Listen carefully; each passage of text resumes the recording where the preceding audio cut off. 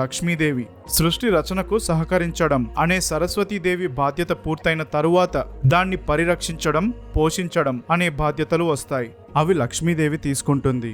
ఈవిడ సంపద, శ్రేయస్సుని అందించే దేవత. పరిరక్షకురాలిగా లక్ష్మీదేవి ప్రపంచంలో బ్యాలెన్స్ అండ్ ఆర్డర్ ని కాపాడుతుంది.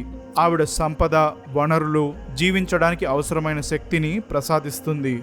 ఇక్కడ వనరులంటే శారీరకంగా, భావోద్వేగంగా, ఆధ్యాత్మికంగా సంపదను అందించడం, పంటలు పెరగడం, ఆర్థిక వ్యవస్థ పనిచేయడం, కుటుంబాల్లో కొట్లాటలు లేకుండా జీవించడం, ఇవన్నీ ఇచ్చి ప్రపంచం ముందుకు కొనసాగడానికి కావాల్సిన సహాయం అందిస్తుంది.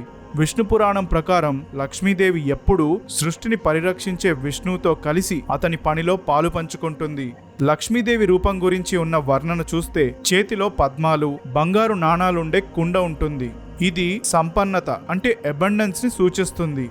చాలా మంది లక్ష్మీదేవి సంపదకు దేవత అంటే ఫైనాన్షియల్ వెల్త్ అనే అనుకుంటారు. కానీ ఆవిడ సహనం, దయ, ఉదారతతో ఉండే శక్తి, వీటిని కూడా అందిస్తుంది. ఇవి ప్రపంచంలో ఉన్న మంచిని పరిరక్షించడానికి, కాపాడటానికి ఎంతో అవసరం.